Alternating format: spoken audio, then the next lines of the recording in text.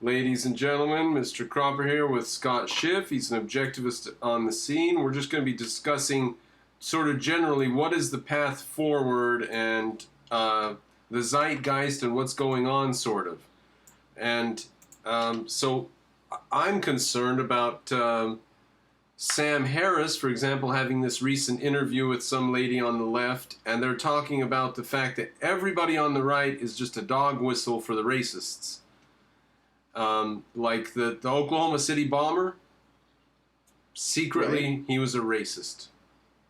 You know? The people who are against taxation, they are against very high taxes. What are they called? The tax protesters are actually white supremacists. No, seriously, listen to it. Sam Harris just came out today. Well, they're basically teaching that capitalism is racism in California schools. So, this is what I was saying earlier, that this is a tactic of the left to basically stop debate, by just calling people bigots. And it is somewhat effective. And that's why they keep going back to it. Yeah, it's effective to some extent. It seems to be less effective now in the internet age when people have more information available. It was probably more effective when they had control of the media. It seems to be more effective in Europe. Well, it's now, I think they try to say, oh, it's because of Trump. No, this started at least with the Tea Party. I think it's a result of postmodernism, of just saying, oh, those Tea Party guys are left, or, oh, they were even saying McCain was racist, or Romney with his binders full of women. I mean, it's just something they say, and then, Trump came along, and I remember when he first came out in the campaign, and, he was talking about somebody's doing the raping, and they just dismissed him as a bigot, and The Apprentice canceled him, and then I think it partially had to do with that guy attacking the woman in San Francisco. I was like, wow, he's right. There actually is a problem. And the fact that his poll numbers didn't go down and they couldn't take him down, that's what I think.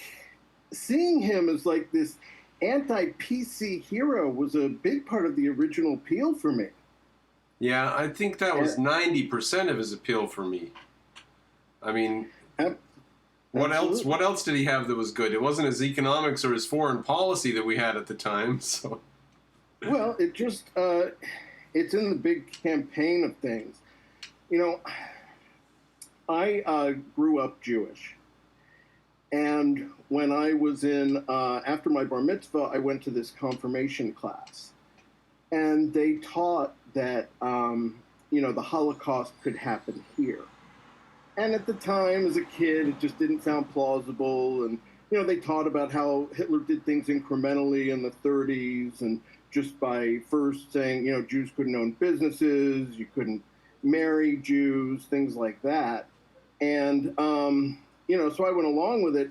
But it is seeing this left, this new postmodernist left, that has me realizing that, yes, it can happen here. And it's going to be from these people saying that, they're anti-fascist, just like they're saying they're atheists, when in fact they have this incredibly developed mysticism that reality and reason are constructs of privilege. yeah, I've thought of this, that this is going to go down an ugly road, and it can happen here, and there will be trains, cattle cars full of people rattling across the countryside someday. And these woke people are going to be shocked to find themselves among these prisoners. Yes, I have a vision of many moderates, or even people that are on the left, with the last words of, "But I'm on your side." Yeah. And, whether or not they go after their own moderates first or come after, but I mean, that's assuming they're going to win in the first place. And that's the biggest part of their religion, that they, and that's what Marx sold people on, was the inevitability. Well, don't we see it happening already, though? They're going after their own already. Well, yes, that is happening. We saw Pelosi and AOC's camps calling each other bigots. And It's just leftist professors are getting kicked out of who is it? Trudeau. What if Trudeau goes down? that's part of the double standard that we had in Florida. Our Secretary of State had to resign for wearing blackface just before everything broke with the Virginia governor. So we don't have to wait for their dissension within their camp. We can see it already. I mean, we can see that they're a vicious thing already. I mean, Absolutely, and that to me is why. Honestly, I was sort of for Cruz, sort of for Trump, and the thing that turned it for me was when Cruz was trying to almost take the side of the protesters that were going to Trump's rally and causing trouble. And it was like, no, you can't let them get away with that. They're causing this trouble and then blaming us for it. It's like a protection racket. It's the essence of what they're doing now with being so crazy. They want to say to people, okay, if you get rid of Trump, then we'll be normal again. Sure. Let us win this by behaving badly, and then everything will be fine. Yeah, that's going to happen. Exactly. I mean, Trump is my bodyguard. And frankly, my bodyguard can be inartful at times. He can sometimes have insensitive tweets. But the bottom line is, if you can help me deal with the threat of the left that's acting like they want us dead or enslaved, a la Kurt Schlichter, I really, I'm not interested in your view on tariffs or anything else. I'm a single issue voter. The left wants us dead. Yeah, that's how I was with him. I supported him because he was willing to stand up there and say whatever and didn't care. If he's had any effect at all, it's to just make them take off their masks. Yeah. That they are really no different than the old left. That they are just using a race or gender identity-based socialism as opposed to class-based, because poor people had iPhones. Right? Yeah. What if we gave the Trump haters the best case that we could for them, and we said, all right, so he passed a huge budget, spending has increased, the government size has increased, do we get any victories at all? And I say, yeah, he's kicked the left in the balls several times. That's what we were missing. I mean, I think you remember the polling when they were saying that most of us in the Republican primary felt betrayed by the leadership, by Boehner and those guys, just continuing to just let Obama roll all over them. It was pathetic, and we had 16 Republicans and Trump. It was not 17 Republicans. It was 16 Republicans and Trump. And the Republicans lost. Now, if you can't find in the whole United States of America a group of 16 Republicans that can beat somebody who's trying to usurp power from your entire organization, then your organization is dead. Yeah, It's become Trump's Trump land now, and Trump is this hoity-toity hippie libertarian. Well, he's our best path forward. I think He's my Trump. He, I mean, I know a lot of people that are already worried about 2024. Yeah, I think it's going to be bad, but look, we're still living in the post-Reagan era of all the things Reagan did. And I think Trump will last. So. I agree. I certainly think, they're the party du jour, or the dynasty du jour in Washington right now, for at least the next generation. But more importantly, beyond the fight, one of my main premises is that and this is part of Rand, that capitalism increases the rate of technological progress.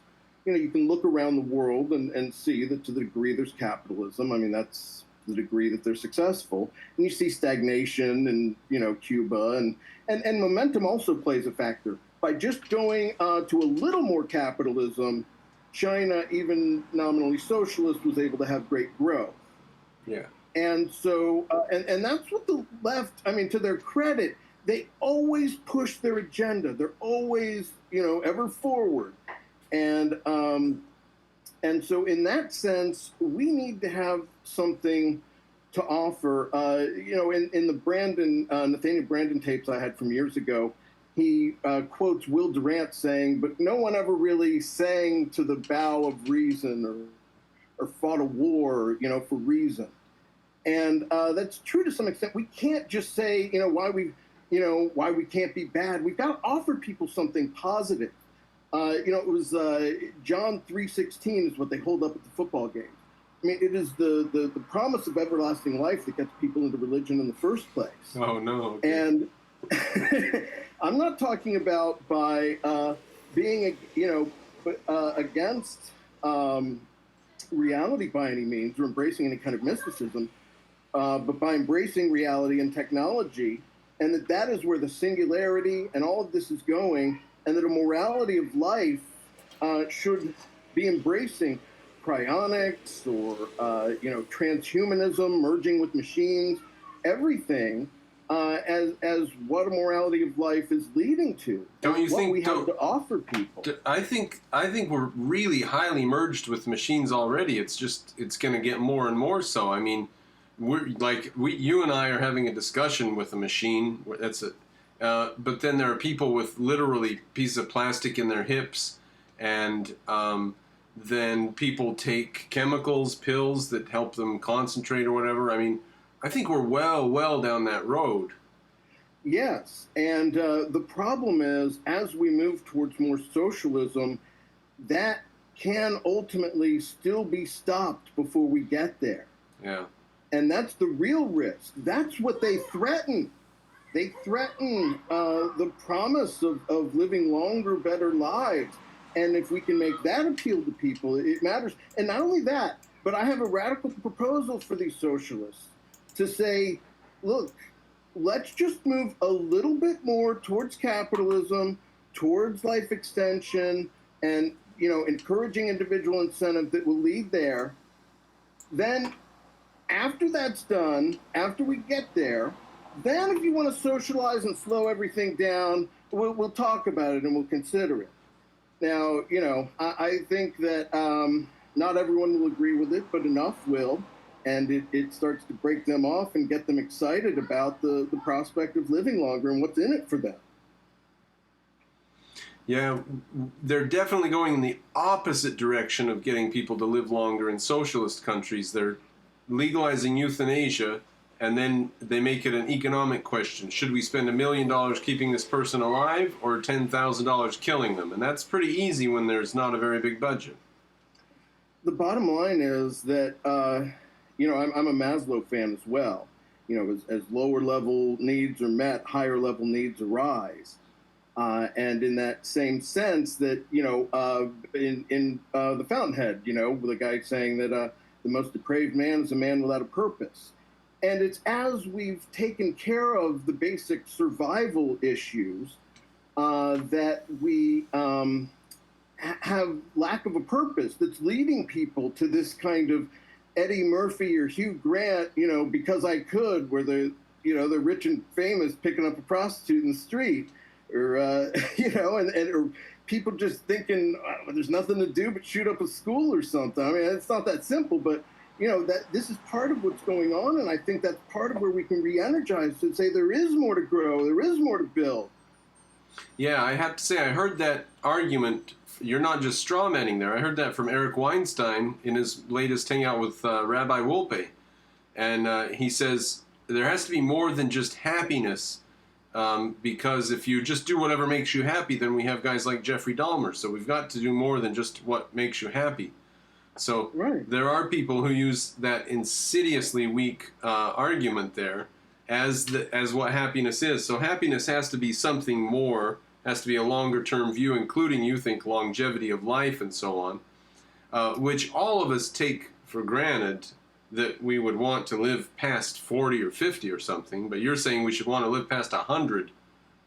Well, ultimately, this is with, stopping the diseases of aging through either merging with machines or, stopping aging on the cellular level, depending on how the technology shake themselves out. Yeah, that's really, really sticky territory I mean, unless you can stop aging, what, at the age of 25 or something? Because we've got so many things built into us. Genes, our DNA builds an entity, and then it has to reproduce. And there can be problems if that entity continues living, but those don't matter as long as it reproduces first. And that's why we're healthy up into our 20s, because we need to reproduce. And then our bodies go to hell in a handbasket because it just doesn't matter. You've reproduced. So how are you going to fight against all the machinery built in over time that is still every function of the cellular process is still subject to the law of identity and can be acted on with some technology once they figure out the relevant principles. What about the brain, though? That's a tougher nut to crack. I mean, I'm not saying I have all the answers for how it's going to work out. What I'm saying is that, once Kennedy directed our purpose of getting to the moon, we did it in less than a decade. And not only that, but it is that kind of messianic purpose that gives the left its energy. That part of the religion is that they see this future utopia as heaven. And so that's what makes this world must seem evil and oppressive by comparison of this imaginary thing that doesn't even exist, but that they see as worth striving for.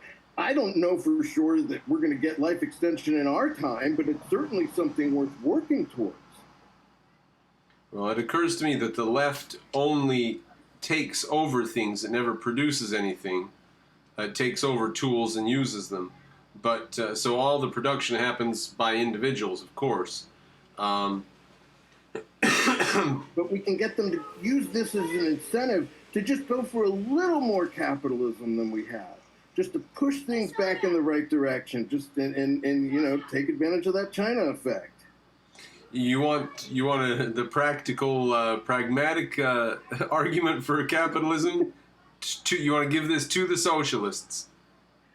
I am saying that in the same way, you know about cargo cults after World War II. Oh, they were fun. It was like these islanders just saw how advanced we were. They just dropped immediately their backward religion and started, trying to make airplane signals to make supplies come in.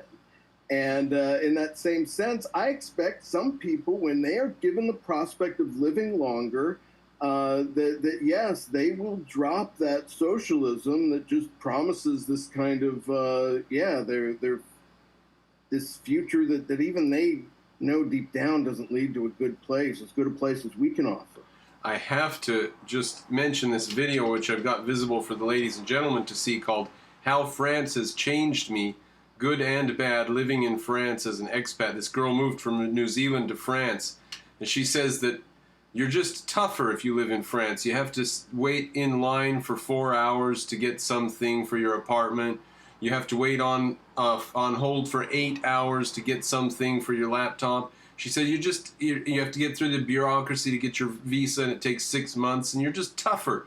And she says she cares less. She says they tax the hell out of her, and she no longer has money to get her nails done. She doesn't have money to get her hair done, but she doesn't care about that stuff as much anymore. It doesn't matter because nobody has the money to do that, so it doesn't matter.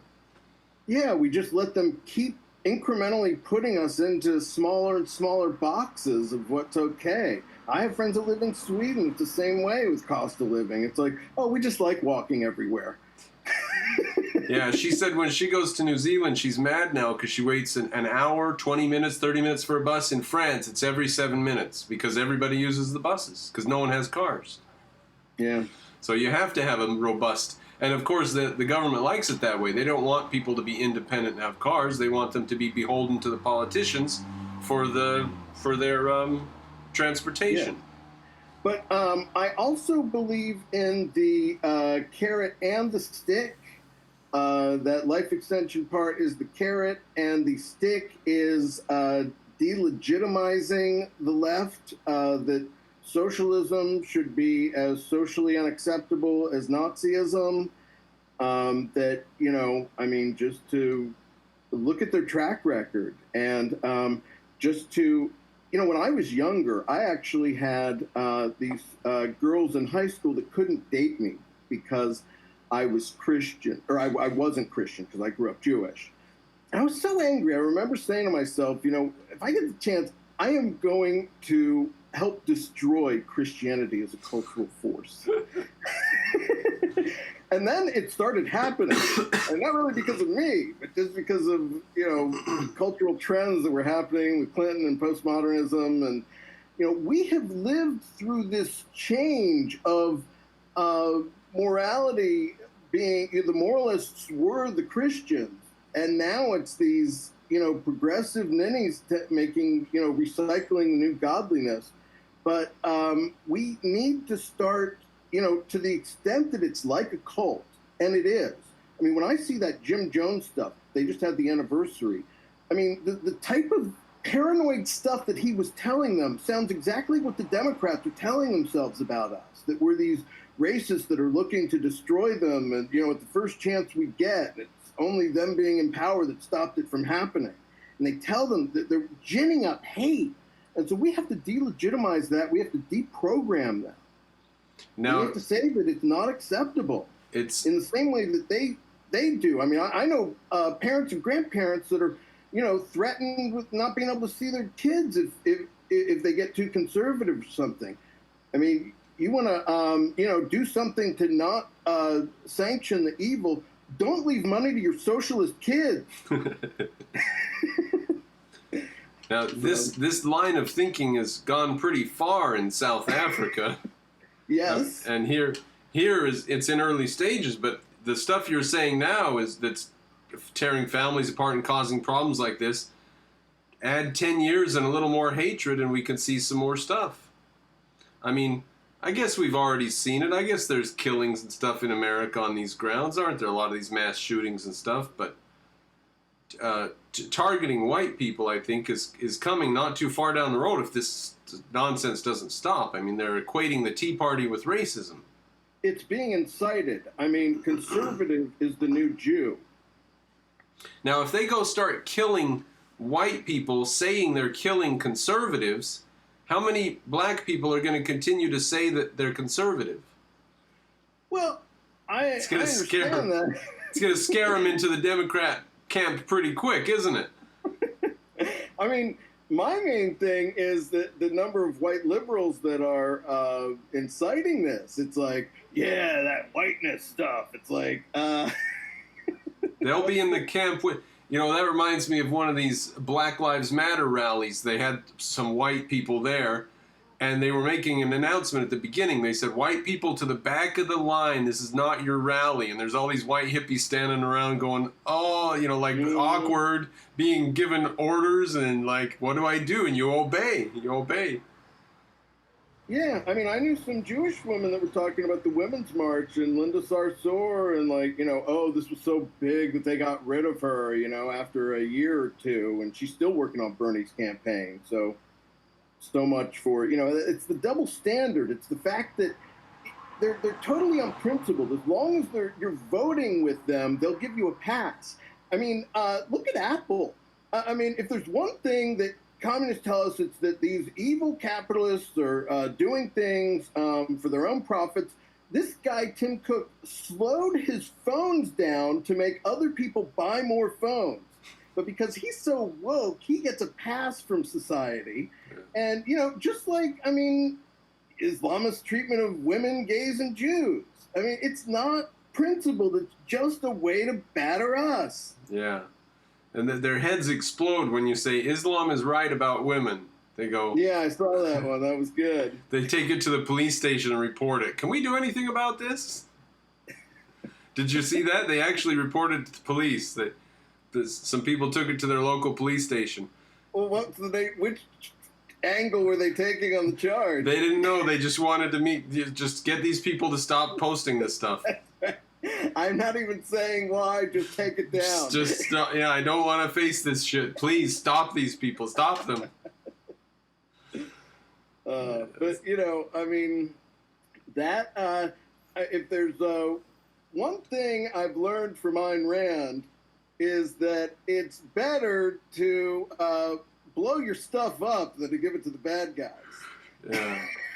So I mean, if the Ayn Rand Institute really wants to take a position, they can be telling those South African farmers to, basically burn their fields before they get taken over, or they can plant some salt, go Roman Empire on them. Yeah. You suggest that you get vilified really bad. It's like the worst thing since Pinochet. Sow some salt before they take over the land. Yeah. Good idea. I mean, and then, what's interesting, though, the backdrop of this that I haven't heard anybody mention is, what's the solution in South Africa? Should they move back to Denmark? I mean, they've been there for hundreds of years. No one is interested in a solution. No one is interested. I mean, anyone who dares try to defend them publicly is at best going to be given a history lesson about, well, they took the land at a time when, from these other people a couple of generations ago, and so therefore it needs to go back, fair is fair. Apartheid, and yeah. And then, but most of the time they're just going to call you a bigot. So we just let the white people in South Africa get slaughtered, and that's that. I mean, at a certain, I don't want to see them get slaughtered, but at a certain point, you got to know, hey, buddy, it's time to just walk away. They're telling you, when they're telling you they're not going to give you any money for the land, that means you're not going to be able to sell it to anybody. And this happened in Zimbabwe 20 years ago. Right. I mean, if that we hadn't already seen an example where it turned the breadbasket of Africa into needing food aid. This is, I was talking about Zimbabwe when I did my radio show 15 years ago. And, Mugabe had just taken over those farms, and it led to disaster there. And yet now they still want to try it in South Africa. And, I mean, the rhetoric there from the president saying, we're not going to kill white people yet. I mean, that's not... Good. Oh, good. Can any of the social justice warriors, anyone care to take a crack at that? Anyone with any sense of consistency? They either don't care, they don't want to pay attention to it, or they're thirstily waiting for it to happen. They're like, good, I hope it happens. Yeah, they want it to go that way. So, but and that to me is where I'm so upset with the Ayn Rand Institute, and not only them, but libertarianism and just moral equivalence as an excuse, saying both sides as a way, when I couldn't date those Christian girls, I remember one of the girls' fathers saying to me, are you an atheist or an agnostic? And at the time I was agnostic, and I said that. He's like, good, because, agnostics are okay, but those atheists are real bad. I think to some extent that exists on with the left's moralism, where they say, okay, if you're a libertarian and you keep your stuff about absolute property rights in check and don't really talk about that, we'll kind of let you go, and we're really trying to sway you to stay home or vote libertarian or anything but vote Trump anyway. And so if you do that, we're not going to bash you. Maybe we'll even let you, come to our cocktail parties or something for you Washington types. You think libertarians have a foot in the door with Democrats? Well, in terms of and on the individual level, not getting bashed like on these political websites. Like I've been going at libertarians myself, saying, hey, come on, guys, you see what this left is doing. If you're still saying both sides, that's what reminded me. You're kind of in on it. And it's just like, you seem like you are trying, when you say both sides, and that's something else I was talking about on my radio show 15 years ago, and it related to the Intifada with the Palestinians, and them saying that, both sides. I mean, how about you grant Israel's right to exist? Yeah. And to the left, how about you grant our right to exist? Yeah. And then we'll start and talk about the other stuff. Don't ask me to negotiate with someone who hasn't accepted my right to exist. Yeah. I guess if they were around in the 30s, they would say, well, the Nazis are bad, but the Jews have done a lot of nasty stuff to Germany. That's right. There were issues on both sides. Yeah, both sides have right and wrong. And so, it's almost never exactly 50%. I've said that in some ways they seem to almost have like a Crow epistemology where they can't see past a certain degree of evil. It's like 1, 2, 3 evil.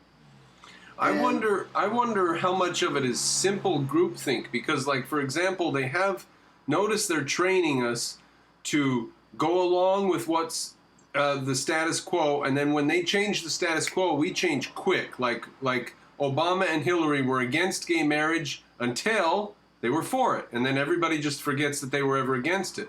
Sure. And now we're for it, and so we can just switch these things. And not only that, but anybody who's against gay marriage is a Nazi, like Obama and Hillary were 5 years ago. Total Nazis, right? Mm-hmm. The them of 5 years ago are bigots by their own standards today. Yeah. So isn't it just the group of people who have thought control, and they control their people and they switch on a dime, and it's only the people who will goose step in order and do as told that stay in the group ultimately? It gets smaller and smaller, and it eats itself, and it only takes power by force. But it is because they have taken over many of the cultures. I mean, I think in some degree socialism should be self-defeating, and often is. It really does go back to Rand. It's like it would have no power but that the good gives it. And I mean, that's, even from its beginning, it was really a failure of the White Alliance in Russia, to the White Russians to unite, that allowed the communists to even win the Civil War over there. And then, you could say the biggest trying to make the left like you was, our alliance with the Soviet Union in World War II. Yeah. Those weapons, I read MacArthur's biography, a lot of those weapons we were shipping over there ended up being used in the Chinese Civil War to get rid of the nationalists and allow Mao Zedong to become the greatest mass murderer in history. Yeah. So, the left has a history of, not just, they want single party power. They only want their way. It's part of the philosophy, and they're trying to institute it here. I was for separate countries 15, 20 years ago. I was talking about it on the radio show. And that is not part of, I don't even know if this quote is right, but I've heard them say that Marx said that peace means the absence of opposition to socialism. Wow. And, it's certainly part of the sentiment. And, they just never let up. It's almost like the Dar el-Salam, where there's the land of war and the land of Islam, and they're just going to fight until they achieve that. That's why they've been able to achieve such a political alliance, even having such seemingly opposing values. Yeah. I don't think they're going to go back on this. If, let's say, Trump gets defeated and some other Republican were to get in, I don't think they're going to roll this stuff back. I think they're going to hate every Republican from now forward. It's not Trump, it's them wanting power. And right. I think we've moved into a different stage of it. I think they're slipping from power, and they think they've got the demographic edge, but the problem is a lot of those people are starting to move over to the Republican Party. A lot of blacks, Mexicans, Latinos. That's hilarious. Yeah, that is happening. It's part of the leftist premise of not seeing these people as individuals that are going to have their own interests after they come here and achieve their own level of success. I had an idea for a piece on, not only why each identity group should maybe vote for Trump, but maybe why one for why illegal immigrants that are voting illegally should vote for Trump. I would love to hear that case be made. There's a case. What are you leaving in the first place? Right? Yeah, that's a good point. If you're actually willing to break laws and risk prison to get here, then you would more like that place. Exactly, preserve it. It's a good point. Yeah. I don't want to get too. Some of these things get a little long, and then people don't even listen to them because they get too overwhelming. But I think we talked about some good stuff. Yeah, this has been interesting. This has been our first discussion. I got a lot of stuff to talk about. Well, yeah, we can plan for to do it again if there are questions that come up, or if maybe we should do this once in a while and discuss. What do you think about Bolton before I let you go? I can't let you go without asking you about that. What do you thought about that? Oh, I was a fan of Bolton from the old days. I always felt he was wronged by that one senator that wouldn't let him get confirmed back in the old days, and Voinovich. Anyway, I thought it was good for Trump to have someone there that scared people. I mean, even the Iranians referred to him as the mustache. So, Nice. I was, I didn't like the way that it ended, of course, with that whole, I think, Trump wanted to fire him and, Bolton would have resigned. But I mean, I would like to think that Trump is still going to call on him from time to time. Maybe there's some bad blood, but that's happened with other previous administration officials. So I like them both. Yeah, I'm sad to see him go. I wish he was still there, but what can you do? Trump's gonna be Trump, so. And that's before the Democrats trying to get rid of the other guys. Yeah, exactly. So. All right, Excellent. Scott. Good stuff. We'll talk again soon. I had fun, Brandon. I appreciate you having me on. Yeah, thanks for coming on. Have a good one. You too. Thanks. All right, ladies and gentlemen, you appreciate what I do, please Patreon. That was sort of a surprise Sunday afternoon chat. Wasn't too formal. We didn't have a real goal in mind. So it was just a fun chat. If you like what I do, please patronize. And if you want to chat and you think that you could make an interesting episode with some meat to it, and let me know.